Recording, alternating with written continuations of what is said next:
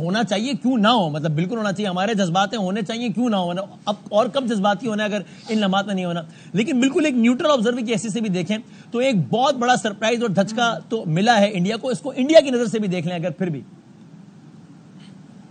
بالکل. دیکھیں آپ کا اور ہمارا تو باعث ہو سکتا ہے وسیم, لیکن میرے سامنے یہ نیو یارک ٹائمز کی ہیڈ لائن پڑی ہے, نیو یارک ٹائمز کا تو باعث نہیں ہو سکتا.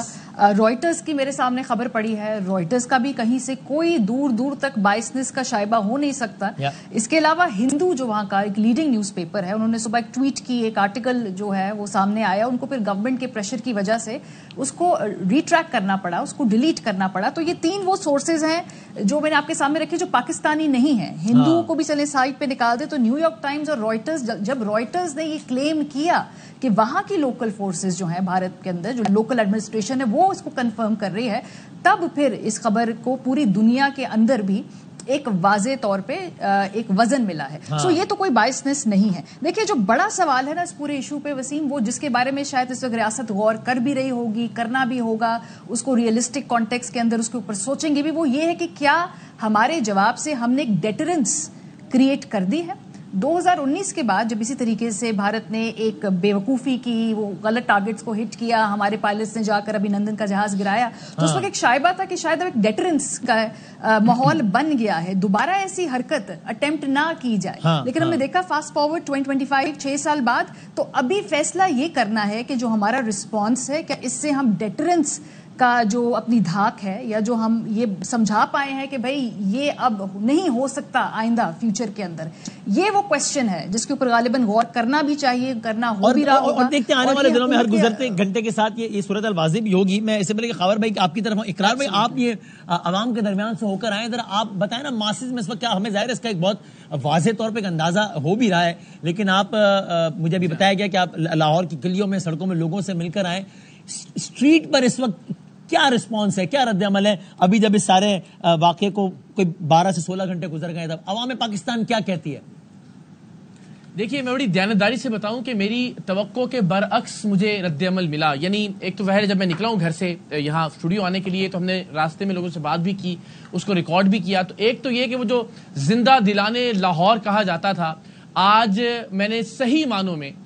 زندہ دلی دیکھی لاہور کے شہریوں کی. ٹریفک معمول پر تھی, زندگی رواں دواں تھی. جب ہم نے ریکارڈنگ شروع کی تو ہر آتا جاتا جو جوان ہے, بزرگ ہے, بچہ ہے, وہ پاکستان زندہ باد کا نعرہ لگا رہا تھا. ہم نے جس شخص سے بات کی, لوگوں نے کہا کہ تمام تر چیزیں ہو سکتی ہیں, کوئی اختلاف بھی ہو سکتا ہے, سیاسی معاملات بھی ہو سکتے ہیں, لیکن اس وقت ہم پاکستان کی فوج کے پیچھے کھڑے ہیں, پاکستان کے دفاع کے لیے.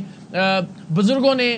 جوانوں نے, سب نے یک آواز ہو کر کہا کہ ہم منتظر ہیں کہ ہمیں کب اور کہاں بلایا جاتا ہے عرض وطن کے دفاع کے لیے. تو بڑی خوشگوار حیرت ہوئی مجھے کہ آج بھی وہ جذبہ جو ہم صحیح معنوں میں واقعتاً کتابوں میں پڑھا کرتے تھے, ہم نے اپنے بچپن میں 1965 کی جنگ کے حوالے سے جو داستانیں اور قصے شہر لاہور کے باسیوں کے حوالے سے سنی تھی, آج میں نے ان کی عملی تصویر لاہور کی سڑکوں پر, لاہور کی گلیوں میں اور لاہور کی شاہراہوں پر دیکھی ہے. جذبے جوان تھے, اور کل سے اب تک سب کا یہ کہنا تھا کہ وہ نہایت مطمئن ہیں, ان کے سینے فخر سے چوڑے ہیں, الحمدللہ, اور سر فخر سے بلند ہیں کہ جو پاکستان کی جانب سے اب تک جواب دیا گیا ہے وہ منہ توڑ جواب ہے. لیکن ظاہر ہے اس وقت جذبے جوان ہیں, بہت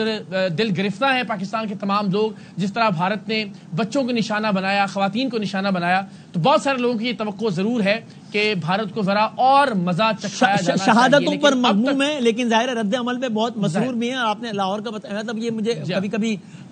بے وقوفی پر حیرت بھی ہوتی ہے کہ وہ ان کو لگا ایک ابھینندن ایپیسوڈ حالیہ تاریخ میں ہوا ہے, اب سے 3 دنوں پہلے ایک ایپیسوڈ ہوا ہے رافیل سے متعلق, اس کے بعد بھی ان کی یہ سوچ تھی کہ یہ اس قوم کو ڈرائیں گے. آپ نے لاہور کا بتایا, یہاں کراچی میں یہاں کوئی سونامی کی وارننگ آتی ہے تو لوگ سمندر کی طرف چل پڑتے کہ دیکھیں کیا ہوا ہے. کل رات کتنے لوگ جو ہے وہ ایئرپورٹ کی طرف چل پڑے تھے کہ ذرا دیکھیں وہاں کیا ہو رہا ہے. وہ تو وہ قوم کا گھروں میں جائے گی, وہ تو اور سب نکل پڑے ہیں باہر. یہ خاور بھائی, یہ اسٹریٹ کا سینٹیمنٹ اقرار نے بتایا جس کا اندازہ ہے ہمیں. آپ نے ظاہر بہت وقت دیا ہے, رپورٹنگ اور سارا کچھ کیا ہے, اسلام آباد میں بیٹھے ہیں آپ, سفارت خانوں کا تھوڑا سا رد عمل بتائیں تاکہ عالمی برادری کیا فیل کر رہی ہے اس کا میں اندازہ ہو. اسلام آباد میں بیٹھی سفارتکار کیا سوچ رہے ہیں اس کا اندازہ ہو, کیونکہ مجھے امریکی صدر کے بیان سے اگر ہم شروع کریں جس میں انہوں نے کہا کہ اٹس اے شیم, تو مجھے کوئی ایک بیان بھی تصحیح کر دیجیے گا میرے کہ میں غلط ہوں, ایسا نظر نہیں آیا جو کہ بھارت کی جارحیت کی حمایت میں ہو, جس نے یہ کہا ہو کہ ہاں جی دیکھیں پاکستان نے یہ کیا تھا تو یہ تو ایک تو اس سفارتی سطح پر بھی ایک بڑی کامیابی ہے جو ہمیں اور بڑی ناکامی ہے جو انہیں ہوئی ہے؟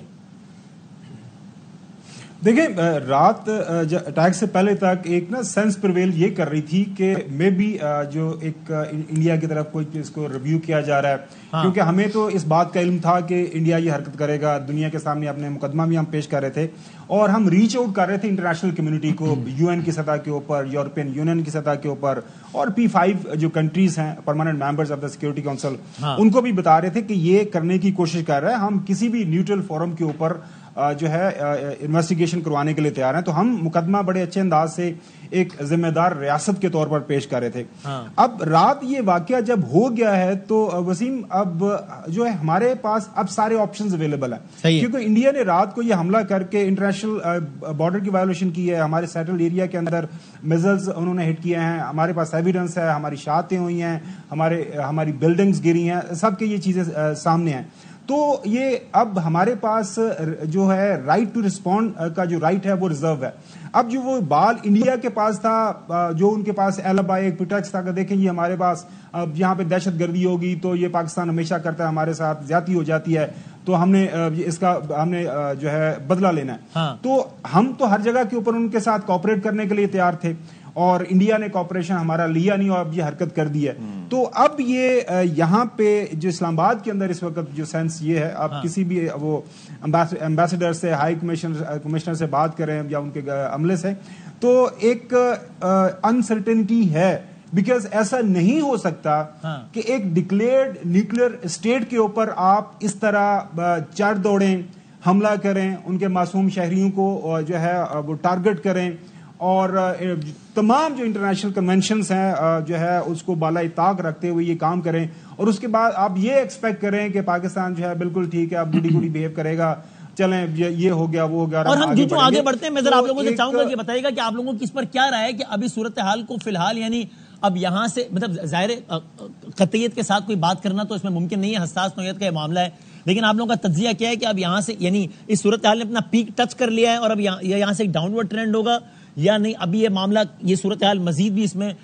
کچھ ایک نئی صورتحال سے نکل سکتے ہیں، اس سے بات کروں گا. اشفاق ستی بھی ہمارے ساتھ ہیں، اسلام آباد میں بیٹھے ہیں، آپ بھی بتائیے گا. مجھے یہ بھی میرے علم میں لایا گیا کہ آپ تیاروں کے حوالے سے خاص معلومات شوق رکھتے ہیں، آپ اس ساری صورتحال کو آپ نے جس طرح دیکھا اشفاق وہ ہم سے شیئر کیجیے گا. اچھا، میں یہ سمجھ رہا تھا بیسکلی کہ انڈیا یہ جو 29 اور 30 اپریل کو جو واقعہ پیش آیا تھا جس میں ان کے سینسرز وغیرہ جیم ہوئے تھے رافیل کے، آپ کو پتا ہے کہ رافیل جو ہے وہ ان کی بڑی پرائزڈ پوزیشن ہے.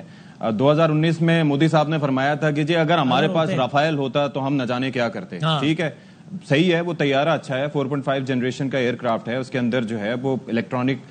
کاؤنٹر میجرز اس کے بڑے اچھے ہیں، اس کے اندر جو میزائل ہے اس کی رینج بڑی اچھی ہے، ریم جیٹ ہے، سارا کچھ ہے. لیکن پاکستان بھی اپنے آپ کو تیار رکھتا ہے. مطلب سوچئے ایک $280+ ملین کا طیارہ ہو اور اس کے جواب میں پاکستان بھی اپنا 4.5 جنریشن ایئر کرافٹ ایکوائر کر لے J-10C کی صورت میں، یا اس کے بعد J-35 کی طرف جائے، تو انڈیا کے لیے پریشانی تو بنتی ہے. ان کے جنرلز آ کے جو ٹی وی سکرینز پر ویسے ہی تو نہیں پریشانی کے عالم میں بول رہے ہوتے کہ جی ہم تو 5th جنریشن کا سوچ بھی نہیں سکتے اور پاکستان جو ہے وہ چائنا کے ساتھ بھی ایکوائر کر رہا ہے اور پھر ترکی کے ساتھ بھی تعاون سے کچھ بنانا چاہ رہا ہے. تو کم ریسورسز میں، لمیٹڈ ریسورسز میں high quality high and weapons Pakistan کے پاس بھی موجود ہیں. اور دوسرا ایک جو ہمارے سے سوال اٹھایا جاتا تھا جی کہ ہمارے پاس جو ہے وہ ایئر ڈیفنس کا کیا میکینزم ہے.